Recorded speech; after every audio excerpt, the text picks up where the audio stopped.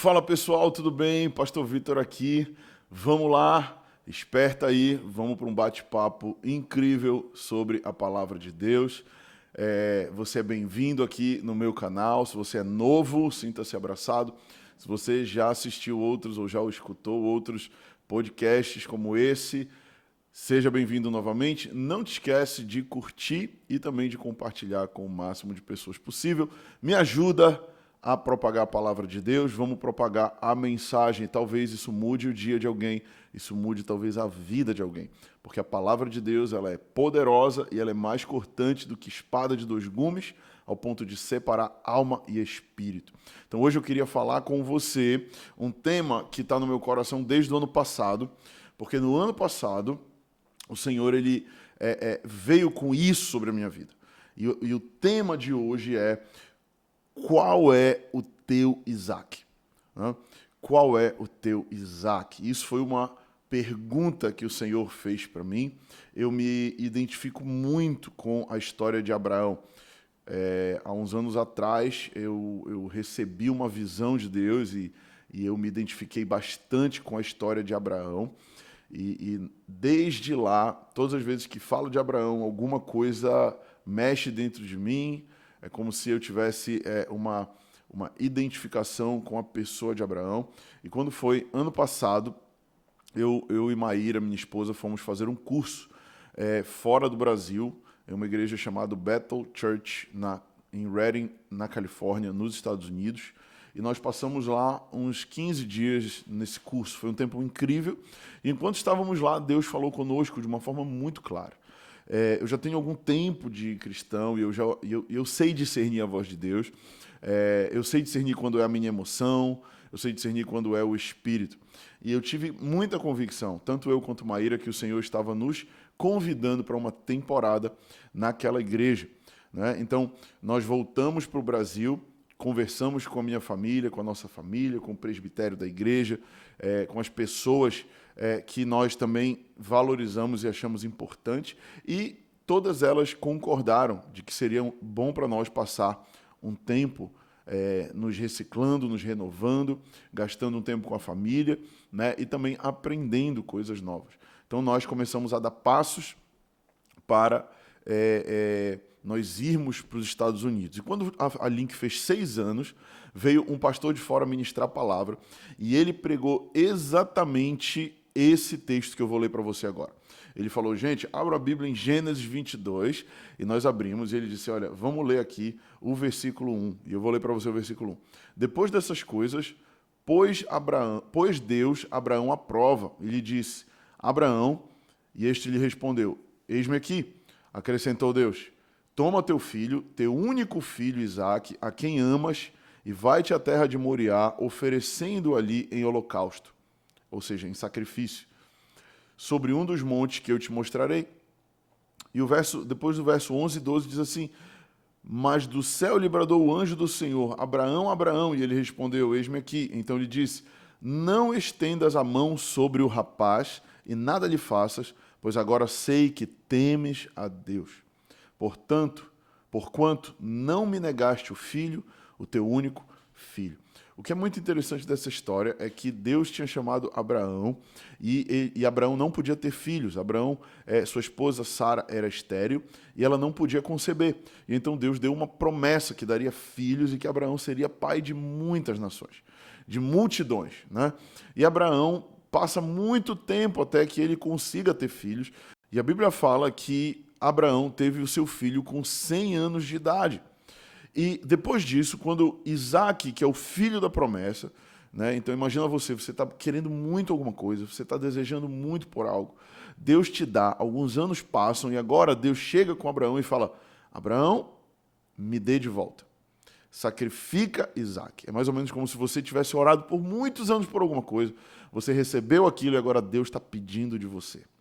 É difícil, não é?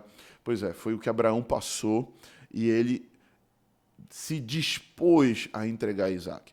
E comigo também foi algo parecido. Naquele dia que o pastor pediu para nós abrirmos Gênesis 22, ele leu isso e ele pregou sobre qual é o teu Isaque. Eu fiquei muito ministrado, porque eu já estava nessa iminência de ir para os Estados Unidos. Então eu virei para Deus e eu falei, Deus, a Link Church é o meu Isaac. Deus, eu sei que eu trabalhei muito tempo, eu servi outros ministérios, eu servi outros pastores antes da Link, agora eu pastoreio a Link, eu fundei a Link, ela nasceu e ela é como um filho para mim. São 6 anos já servindo aqui de manhã, de tarde, de noite, dando a minha vida, gastando suor, sangue, né? E agora, será que a Link é o meu Isaac? Eu fiz essa pergunta para Deus. E eu complementei dizendo, Deus, se a Link é o meu Isaac, eu te entrego. E eu vou para os Estados Unidos e eu vou passar eu vou passar o cajado da Link para o presbitério, para os pastores da igreja, para os pastores que servem a igreja, para os líderes. E eu vou, porque eu quero estar no centro da tua vontade. E eu quero te dizer que o Senhor é mais importante do que aquilo que o Senhor pode me dar. Eu te amo mais do que eu amo o meu ministério. E essa foi uma oração daquelas que eu digo que, cara, nós precisamos fazer orações perigosas e nós precisamos sempre sair da zona de conforto. E eu estava naquela hora fazendo essa oração e saindo da minha zona de conforto e foi difícil. Foi difícil para mim dar esse passo. E muitas vezes Deus ele vai pedir coisas difíceis de nós.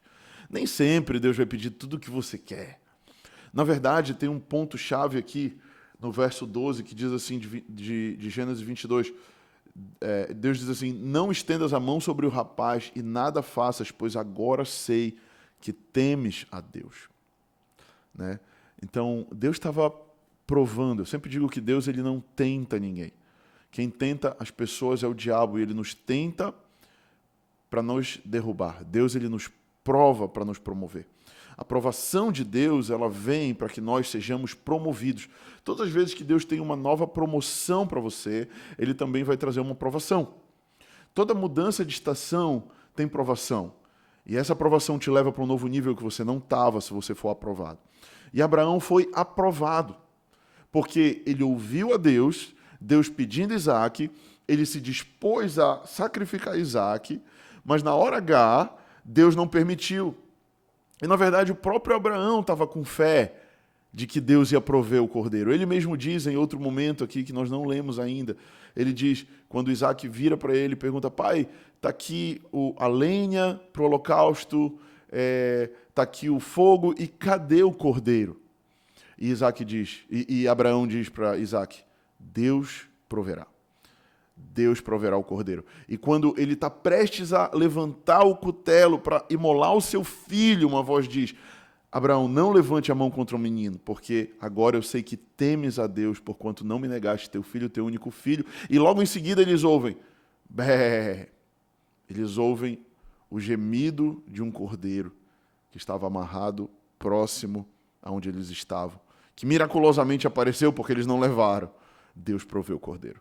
Assim como Deus proveu o cordeiro para Abraão, ele proveu o cordeiro para mim e para você, e o nosso cordeiro é Cristo. Ele é a nossa provisão. E o ponto que eu quero te falar aqui, na minha história, é que depois que eu decidi ir aos Estados Unidos, mesmo sabendo que o que eu estava fazendo era uma loucura, que eu não sentia que a igreja estava preparada para eu e Maíra sairmos, eu não sentia que sabe, naturalmente falando, as coisas iam dar certo, mas eu estava disposto a abrir mão de tudo no meu coração, se essa era a vontade de Deus, sabe? E eu estava disposto a dar um passo louco, porque às vezes a fé ela te leva a dar passos loucos, que a gente não compreende, mas existia um fogo no meu peito dizendo, é isso que você precisa fazer, é isso que você precisa fazer. E foi o que eu fiz, e eu fui para Brasília para tirar o visto. E com a Maíra, nós fizemos tudo que a gente precisava fazer, ela fez a entrevista lá na Bethel, foi aprovada, fizemos toda a questão financeira, que os americanos são cheios de burocracia, tem que comprovar renda, tem que comprovar isso, tem que ter cartão de crédito, tem que ter aquilo. Fizemos toda a questão burocrática, isso tudo numa correria muito grande, mas quando chegamos em Brasília, fomos fazer o visto, nós tivemos uma negativa.